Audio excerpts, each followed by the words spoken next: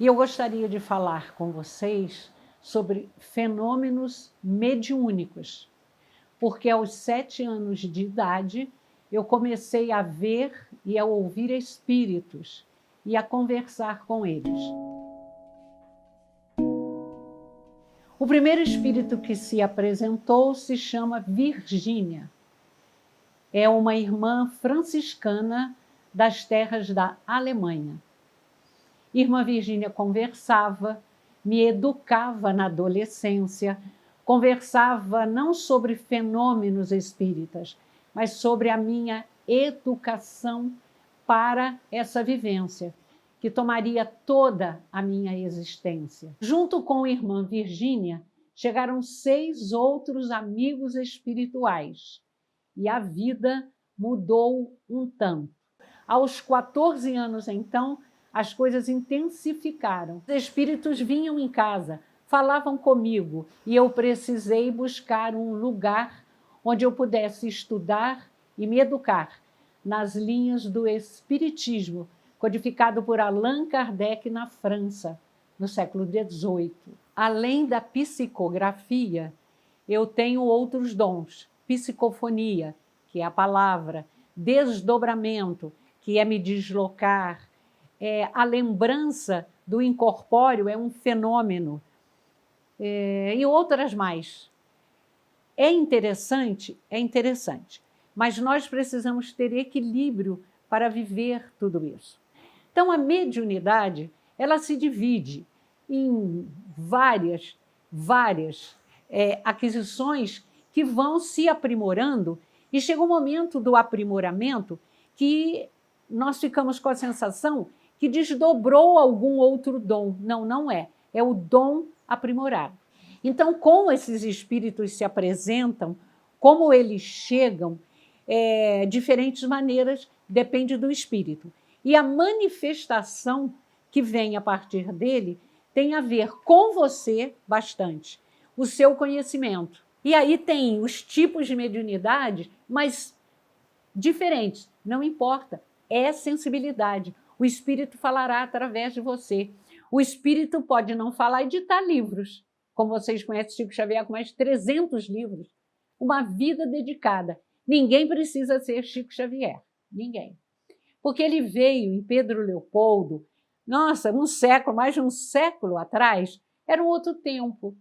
Era uma coisa de dedicação, porque tínhamos poucos médiuns. Quais eram os médiuns? Eu me lembro de Chico Xavier, mais ninguém. Hoje, nós já falamos de Valdo Franco, Raul Teixeira, e vai o Brasil é um país com uma mediunidade. Vai à Bahia. Bahia é uma maravilha. Então, vamos falar das pessoas que estão despertando para a mediunidade ou o contrário. O dom está chegando. Está chegando a hora daquela pessoa começar a se trabalhar, para até descobrir se já há esse dom, se esse dom já foi exercido em alguma existência passada. E existem pessoas que não querem. Agora, o que seria necessário aos que querem, aos que gostam e estão dispostos a um tempo? Porque não fiquem tão preocupados. Muitas das músicas que eu recebi, eu estava fazendo almoço, dando banho nas minhas crianças, então o espírito deixa, ele tem essa capacidade. Agora, há, na atualidade, preocupações a esse respeito, e eu conheço pessoas que me procuram para falar isso comigo, mas eu não quero deixar de sair, eu não quero deixar de tomar uma bebidinha, diz que tem que deixar de comer carne. Não, não. O álcool é o mais grave. Não tem jeito. Eu diria que médium, ele não deve beber. É uma coisa que ataca exatamente uma parte que o espírito se utiliza, que é o nosso psiquismo. Agora, a carne, você gosta de carne? E que dia você vai à sua casa espírita? Ou o seu local de trabalho? Ah, eu vou segunda-feira. Então, você coma uma carne mais leve, uma carne branca, como se fala, no domingo. E segunda-feira, coma muitos legumes, uma saladona, que é uma delícia. Veja o que você pode comer, tomar um caldo de legumes, mas no dia de trabalho, principalmente quando envolve receber um espírito que estará intimamente em você, a carne há que ser evitada, mesmo a carne branca. Então, essa preocupação, esse temor de que a vida tenha que mudar demais, eu não posso comer direito, eu não posso sair, não posso ir à praia, não posso botar biquíni. Não, não. Os amigos espirituais, o que eles nos pedem é equilíbrio. Tudo na vida, tudo é aquisição. Contudo, você não ganha um apartamento. Você trabalha, parcela o apartamento e tem um apartamento. Nada é de graça. Então, lidar com mediunidade é um trabalho de aprimoramento, dedicação, disciplina em vários sentidos. A mente precisa ficar mais leve. As palavras, o comportamento de quem vai lidar com espíritos que são mais elevados do que nós temos que ter um padrão de comportamento. É muito importante para mim falar sobre como você se alimenta, o que você fala, o que você pensa. Há que haver uma higiene, um padrão. Isso é indispensável. E vocês devem conhecer histórias de médiuns que começaram muito bem e não conseguiram completar aquela jornada, que pode durar 30 anos, 40, depende. O espírito, ele tem responsabilidades até em outros países. E pode acontecer que irmã Virgínia chegue um dia e diga: agora eu estou indo para tal lugar. Isso pode acontecer. A nossa amizade, que é muito profunda, porque eu já fui filha dela diversas vezes, claro. Para ter essa afinidade também, precisa já ter sido um irmão, um familiar, onde nós nos colocamos numa vida mais íntima, mais próxima, e uma vida de compreensão, de dedicação. Na questão da sensibilidade, é importante cuidar dos próprios. Então, eu terminei essa noite a psicografia de um livro ditado pelo professor e filósofo Saira, indiano, onde ele titulou o livro Ao Teu Próprio Lado. E ele vai numa reflexão onde ele diz que nós queremos estar com o outro, queremos o outro conosco, mas nós mesmos não ficamos ao nosso próprio lado. Você dá atenção a você? Você se olha como uma discípula de você mesma? Quando naqueles bons momentos de inspiração, você fala: eu podia fazer isso. Faça, tente, comece. Algumas vezes a gente começa e conclui que não era aquilo. Qual a questão? Nós somos seres eternos. Essa alegria de ser eterno, porque é fúnebre pensar no caixão, no sepultamento, você embaixo da terra. Por favor, a vida é magnífica. E se nós olharmos a vida, nós vamos perceber que não. Nós emergimos do corpo físico, esse corpo físico ao qual nós somos gratos. Existe muito medo. Eu me deparo com isso, porque eu sou terapeuta, então eu me deparo com meus pacientes com medo. Medo de quê? E muitas vezes nós vamos descobrir que o medo é de si, é de não ser capaz, é de não realizar, é de naquele momento chave que nós falamos, eu não estou em mim, eu não estou toda, eu não estou investindo tudo que eu poderia investir. Então, estar ao próprio lado é muito importante. Quando nós estamos falando de espiritualidade, de incorpóreo, de semi-liberdade do sono, onde nós podemos atuar, aprender, estudar, a vida é educação. Porque educar não é ser rígido. Educar é para você viver bem a sua vida. O que eu gostaria de falar com vocês, de conversar aqui, é sobre a semi-liberdade do sono, que é algo que causa estranheza às pessoas. O que acontece quando você dorme? Você fica na sua casa, porque você sai do corpo. O sono é um repouso para o corpo e atividades diferentes para o espírito. Então, nós vamos, quando na semi-liberdade do sono, nós vamos para um espaço cósmico, logo, seguido da terceira dimensão terrena, na qual estamos, nós vamos para a quarta dimensão. E lá nós estamos no que chamamos de corpo energético, que é o modelo organizador biológico. Todas as noites, quando você dorme, o corpo vai para o incorpóreo. Ele não fica por aqui. Ou ficam por aqui pessoas dominadas por vícios, o álcool, por exemplo, a droga agravando as questões alcoólicas, sim. Então, você está também embriagado. Não fica apenas no corpo, é em nós. Somos nós que temos a vontade, somos nós que queremos, somos nós que fazemos. O corpo, ele precisa ser entendido como um veículo, e é o que é. Então, enquanto o corpo descansa ou não, se ele viveu bem durante o dia, ele descansará. É como disse o Cristo, o descanso dos justos. Eu gostaria de dizer que o corpo energético, ele é único. Enquanto nós encarnamos e desencarnamos, esse corpo é o corpo. Não mudamos de corpo energético.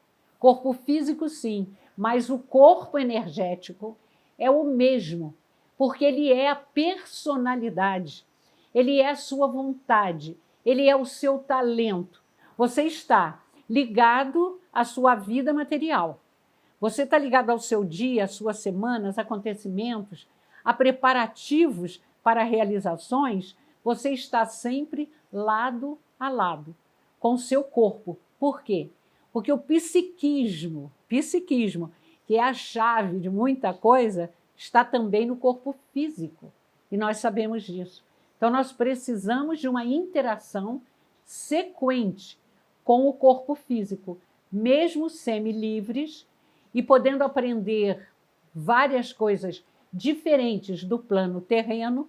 Aqui a vida material exigente e rigorosa, e nós trabalhamos muito, e à noite, semi-livres, nós temos oportunidade de cuidarmos melhor de nós mesmos, de nos olharmos mais e de nos entendermos como seres eternos. É uma delícia. Como crer na morte? Como acreditar que a criação, a mãe criadora, ela crie para matar depois? Porque se criou a vida, é vida abundante, é vida para sempre, é aprimoramento e é uma condição de estar interagindo na vida, como já fazemos hoje. Preservamos a nossa casa, nos preservamos, vamos ao nosso trabalho, preservamos o que fazemos, e há uma comunicação hoje tão imensa em todo o mundo que nós temos a impressão que realmente não existem fronteiras. Mas alguém já disse isso, que não existe fronteira, porque nós podemos ir aqui. Você, se puder comprar a passagem, você pode ir onde você escolher. À noite, já não é tão assim, já não há uma liberdade de escolher. Não há tanta liberdade. A sua escolha tem que seguir um critério, o da educação. O que você queira ver, o que você queira fazer, é para você aprender, para você crescer, ainda que seja as gargalhadas. O que pode ser melhor do que sorrir? Talvez vocês me digam, dormir. Olha, o melhor de tudo, é viver. E é procurar viver bem. É qualidade de vida. À noite, quando perdemos o sono, o que é que você faz, por exemplo? Eu perco o sono, porque um dia muito intenso de sensibilidade faz com que eu custe para dormir, que eu fico com a consciência alterada. Muitos livros, eu tenho mais de 30 livros psicografados, e muitos desses livros, eles aconteceram na noite. Bom, estou sem sono, o que eu vou fazer? Vou para a minha sala de jantar, pego meus papéis, fico 2 horas, 3 horas, já vi amanhecer o dia, porque quando a história está muito interessante, eu sou também uma espécie de protagonista desse processo. Eu fico atenta à história, querendo saber o que o espírito vai escrever, e perco o sono. Aí 5 da manhã, eu já estou preparando um café com leite, pelo qual sou apaixonada, e já estou lá saboreando um café com leite, depois de várias folhas psicografadas. Então é agradabilíssimo, que eu fico em boa companhia e vou sentindo a história e vou participando da história e chego a entrar, dependendo do romance, em um processo regressivo de memória. Lamentar não traz de volta o passado. Uma história que se passou na Alemanha no século XVIII, e eu faço parte da história. Então, fazer a psicografia não foi fácil, porque eu me via lá. Eu me via Raíssa, a personagem. Eu me via participando e ele escrevendo sobre outras personagens. Então, nós precisamos de calma e precisamos de equilíbrio para bem vivermos os fenômenos que nós estamos falando. Mesmo ir ao incorpóreo, que eu estou falando com vocês que toda noite vamos, pode ir de dia também. Se você trabalha à noite, precisa dormir durante o dia, fique tranquilo, você fará tudo aquilo que lhe faz bem e que você tem como aquisição fora do corpo. Mas não nos confundirmos, é importante. É para a nossa vida aqui em primeiro plano.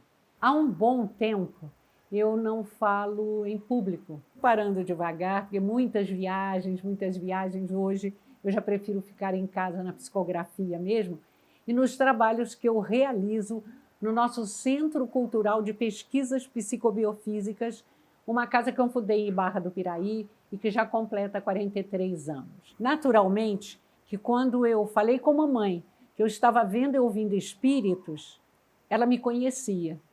Eu tinha 7 anos, mas ela já me conhecia há 8, na gestação. Quando aos 14 anos, a irmã Virgínia chegou e os espíritos chegaram junto, passando a música, a família toda, ninguém teve medo, ninguém pensou que pudesse ser mentira, nenhuma estranheza. Contudo, fora, as pessoas desconfiam da gente. Por que será? O que será que ela conhece a meu respeito para desconfiar? Eu, particularmente, lido até hoje muito bem com isso. Porque quem deve saber que esse fato é fato sou eu. Felizmente, no meu caso, eu recebo música de 7 espíritos diferentes, como eu já falei. Livros de diversos espíritos. Então, eles estão lá, na livraria da Pousada de Francisco, dispostos lá, e são vendidos pelos distribuidores de livros espíritas no Brasil. Então, eu fico muito tranquila se a pessoa desconfiar. Eu lamento, porque não acredito em acaso. Eu acho que todo encontro acaba sendo um encontro planejado. O que será que eu teria que aprender com aquele médium? O que eu deveria observar na sensibilidade dele? Será que eu tenho alguma sensibilidade também? A rejeição causa prejuízo, seja em qualquer aspecto. Rejeitou é medo. Ou desinteresse, o que não é elegante. Né? A gente ter respeito pela obra de uma pessoa, pelo gosto dela e deixá-la falar é uma coisa importante na nossa vida. Eu quero me despedir, quero agradecer aos que se envolvem, porque eu não tenho dúvida nenhuma que a aceitação, a simpatia ou a possível reflexão me deixa feliz, é força. É mais uma realização humana envolvendo o elemento espiritual que existe para todos nós. Mesmo você não acreditando, lembra, a Igreja Católica diz que você tem um anjo da guarda, e temos.